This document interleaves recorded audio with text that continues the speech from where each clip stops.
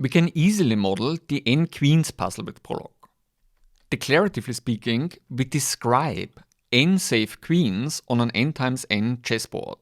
We define a relation n queens which shall hold if q's are n queens such that no queen is under attack. And let's represent the queens as a list of length n. Length is not a standard predicate, but a very commonly used predicate. And it's available in Sixus and Scryer Prolog in the lists library. And we can configure these systems to automatically load frequently needed libraries. For example, for Scryer Prolog, we can put such a directive in the .scryerrc configuration file. And we must choose a representation of the queens. A quite useful representation is to say that each queen in the list is an integer that denotes the row of the queen in that column. So q's is a list of integers between 1 and n. And to constrain variables to integers, we use library clpz in Scryer Prolog and also in Sixus. So with this representation, we automatically have exactly one queen per column. And that's good, because we must place n queens on the board. And we know that at most one queen can be placed in any column, because a queen attacks all pieces in the same column. So there must be a queen in each column, and this representation ensures this without any additional constraints. And what must hold for these integers? That is, the rows of the queens. Well, one thing that must hold is of course that they must be pairwise distinct, because a queen attacks all pieces in the same row. So if any queen is placed in a specific row, then no other queen can be placed in that row. And we can use a library constraint such as all different or all distinct for this. And in addition, every queen must also be safe from diagonal attacks. And to describe this, let's define a predicate safe diagonals. A list of queens is safe from diagonal attacks if, well, certainly if there are no queens at all, then they are all safe.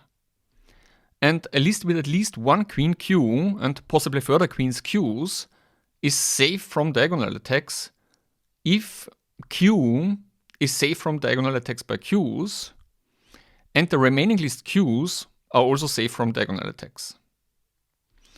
And now we only need to define the auxiliary predicate safe diagonals underscore.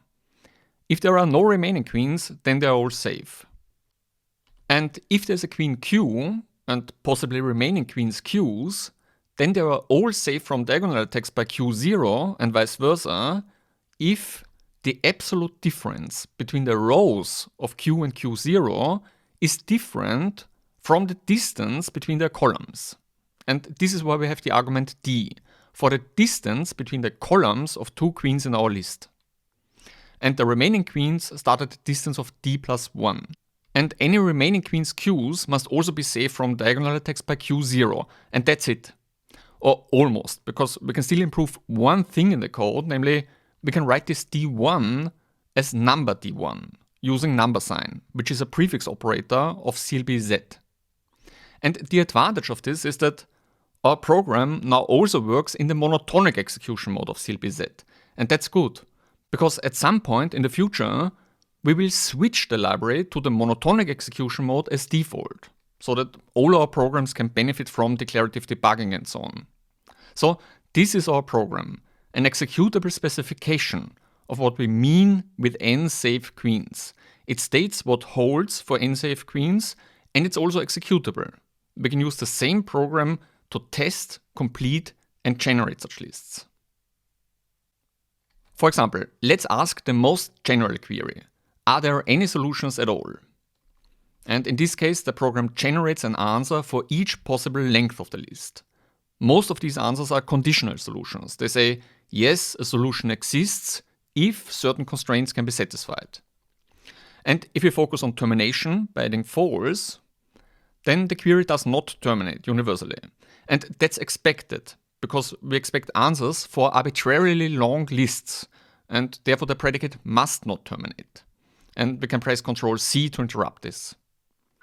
So the most general query doesn't terminate universally, but for any concrete n, the relation does terminate universally.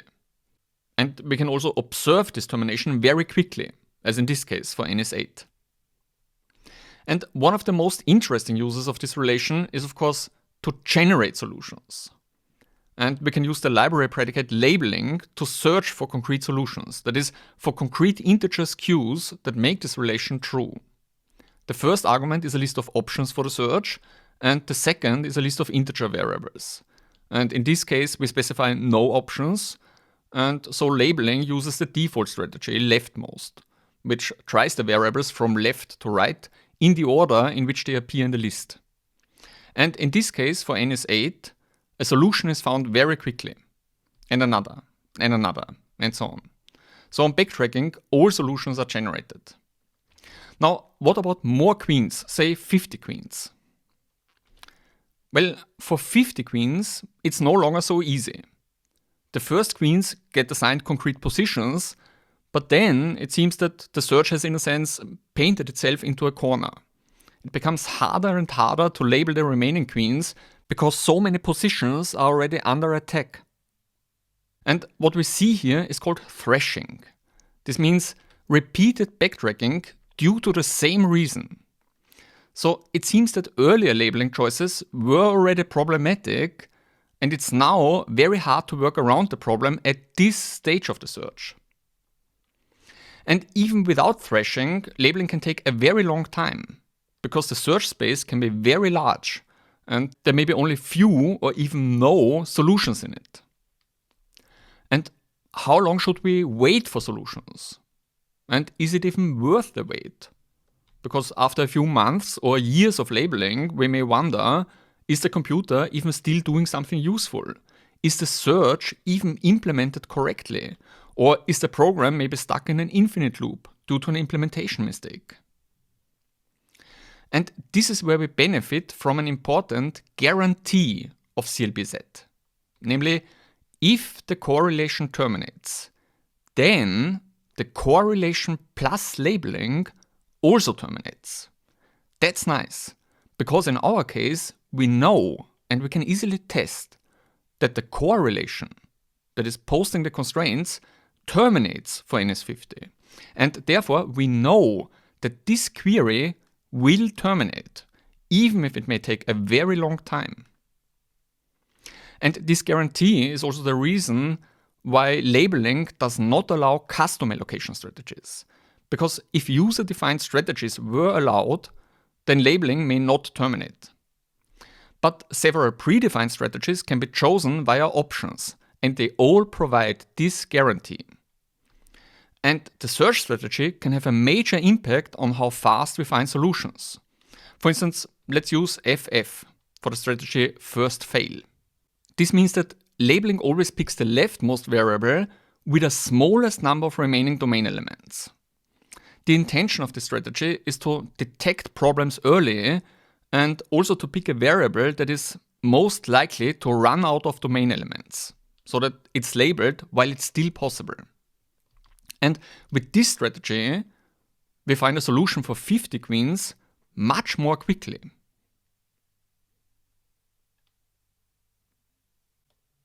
And another, and so on. Now, what about more queens, say 100 queens? It takes more time to post the constraints.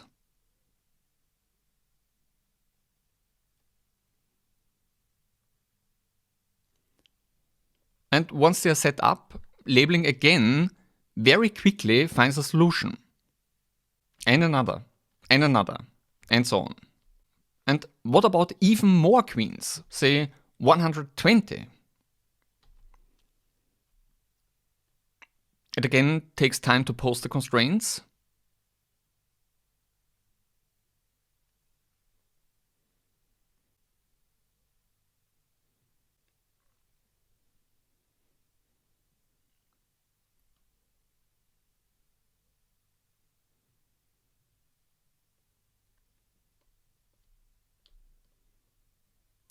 And now it's no longer so easy to find solutions. We see a lot of thrashing. So it seems we can almost, but not quite, solve it. So let's think about it. Can we find a better labeling strategy? And we start with an important observation. The amount of pruning depends on a queen's position.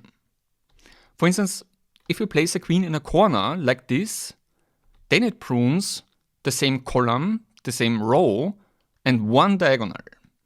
So it prunes 3 times n squares. In contrast, if we place a queen in the center like this, then it prunes the same column, the same row, and 2 diagonals. So it prunes 4 times n squares. This means that we obtain more pruning by placing queens near the center. And our goal is of course to benefit from this pruning early in the search. Another way to look at it is to say, in a sense, it's harder to place a queen in the center than in a corner, because the center is under attack from more other positions. And that's why we want to start with the center, to place queens there while it's still possible. So instead of the default labeling strategy leftmost, let's try what we could call inside out. That is, where leftmost tries the variables from left to right, 1, 2, 3, 4, 5, and so on. We now want to label from the center, 1, 2, 3, 4, 5, and so on, okay? And such a labeling strategy is not available as an option like FF, but that of course doesn't stop us, because we have considerable freedom in how we search for solutions. And also we are free to use labeling or not. That's in fact a major attraction of constraint logic programming, that we can decouple the correlation from the search for concrete solutions. In accordance with the well-known equation, algorithm is logic plus control. So in our case, the logic stays the same and we try different control. For instance, one thing we can easily do is to arrange the variables so that positions near the center are tried earlier. So let's relate a list ls to such a rearranged list rs. We say if L is the length of ls, then the number h, half of this length, is L divided by 2. And fs are the first h elements of ls. And the tail t's are the remaining elements. So procedurally speaking, we have now split ls in 2 lists, fs and t's. And we want to interleave these 2 lists starting from the center of the original list. This center is near the start of t's and near the end of fs. So if O's is fs ordered in reverse, then the center is near the start of t's and O's. And then it only remains to describe an interleaving of these lists. What does this mean? Well, for one thing, if the first list is empty, then an interleaving of 2 lists consists only of the second list. And if the second list is empty, but the first is not, then the interleaving is just the first list. And third, and that's the interesting case, if both lists are not empty, then an interleaving consists of the first element of the first list, and then the first element of the second list, and then the interleaving of the tails of these lists. So in total, an interleaving of 2 lists, A's and B's, means first an element of A's, then of B's, then of A's, then of B's, and so on. So RS is our reordered sequence of variables. Procedurally speaking, we split the list in 2 parts, exactly or at least roughly in half, reverse the first half, and then interleave this with the second half, okay? Are there any solutions at all? Yes, of course. As expected, there are infinitely many. And we see here, for example, that RS starts with an element at or near the center and then goes inside out, like this, C, E, and so on. Does it terminate? No, of course not, as expected, because we expect an answer for each list length. And what about this, a concrete list? Yes, that works too, of course. There's a single solution as expected. And now let's use this for our task. Let's take 50 variables, for example, and reorder them inside out and then label them from left to right. It looks like this. So maybe a bit better than leftmost alone, but again a lot of thrashing. Now, one thing we can change is, of course, again, the labeling strategy. So we can, for example, again use first fail here. But now we use it on the reordered variables. So the key difference we get now in comparison to just first fail is that ties between variables are broken in our defined inside-out order. This means that whenever two variables have the same smallest number of remaining domain elements, labeling will try a variable closest to the center of the board, because that's how we have ordered them. And now it looks like this. So now we again get a solution. And it's even a bit faster than before, at least a bit. And what about 100 queens now?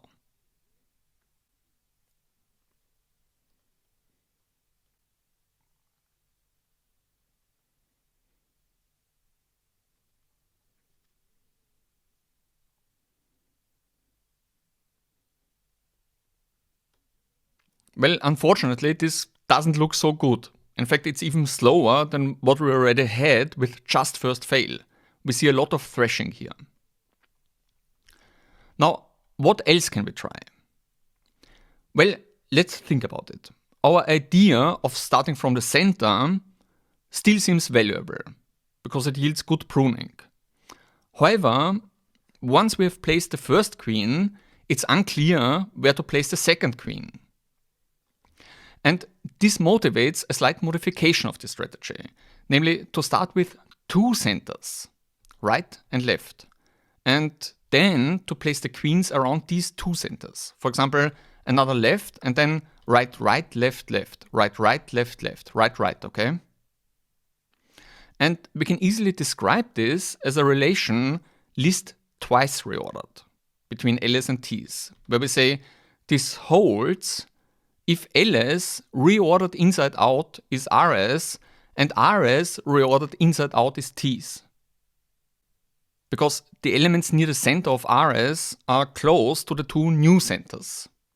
And from there we move outside. And this strategy is mentioned in the master's thesis of Anton Ertl, who now teaches in Vienna and is one of the world's greatest fourth experts. So let's try this idea, for example, for 50 queens.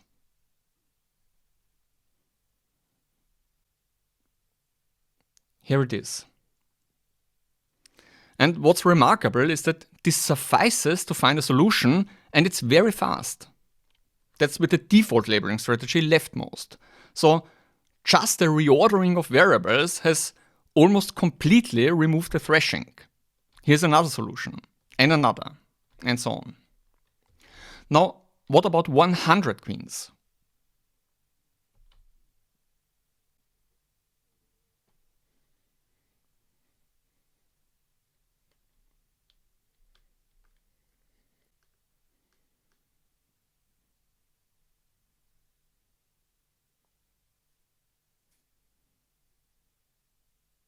Well, it's again quite fast. It does have to search a bit, yes, but overall, it again very quickly finds a solution, even with the default, very primitive labeling strategy.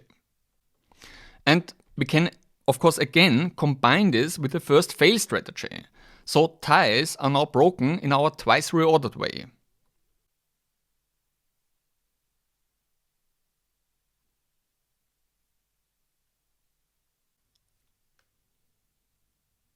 And we see that this is even faster.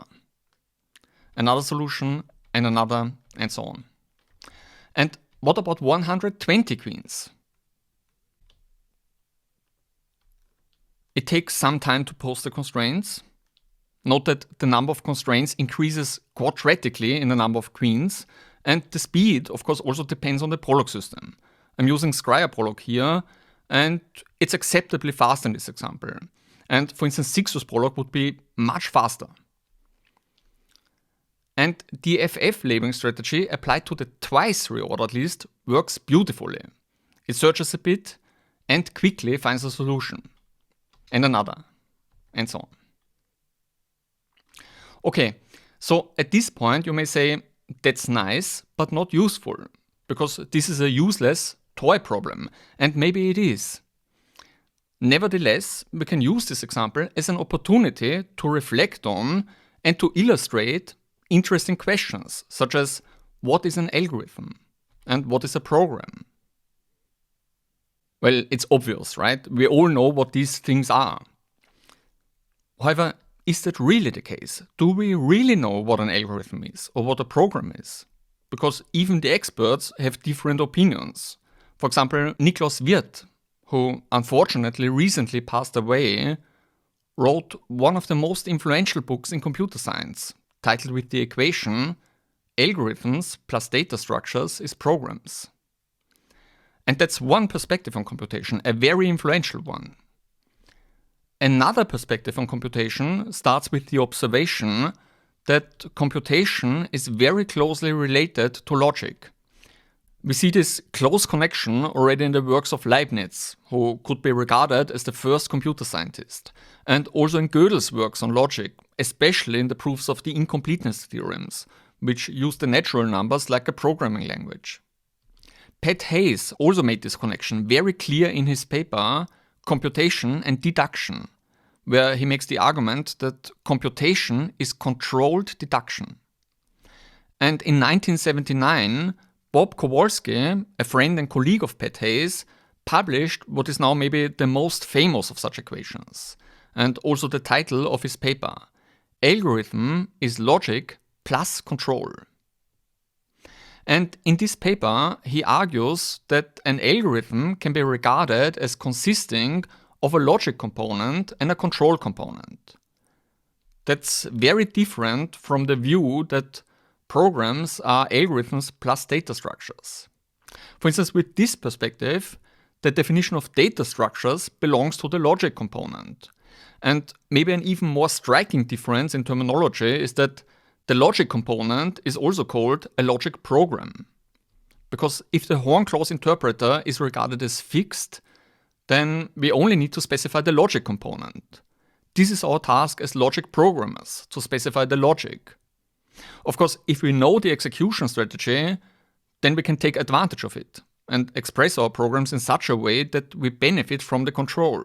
So we're also open to changing the logic to benefit from the control. At the same time, we want to retain an important benefit. We want to write our programs in such a way that the interpreter can flexibly adjust the control as suitable for a given program. And just to make this clear, with control, we don't mean the Prolog control structures. Control in the sense of this equation isn't visible at all in a Prolog program. The control component is something outside the program, such as the direction of deductions, top-down, bottom-up, a combination maybe, the execution of procedure calls, sequential or parallel, the strategy for selecting alternatives, and the scheme for storing data in the clause database. These are the four subcomponents of the control component mentioned in the paper. And maybe one could also view other aspects as part of the control, such as, for example, how memory is allocated and reclaimed and so on. So all of this is completely outside of logic programs and orthogonal to the logic. We can change all these aspects and apply different control strategies to the same program. Now, as the paper also mentions, the distinction between logic and control is not wholly unambiguous. An algorithm may be split into these components in different ways, and both components affect efficiency. So, for more efficiency, we can change the logic and the control. However, we do have a clear preference when formulating an algorithm, and that is, to the greatest possible extent, to shift efficiency aspects to the control component. Because then we can improve efficiency of our programs by upgrading the efficiency of the control while keeping the program the same.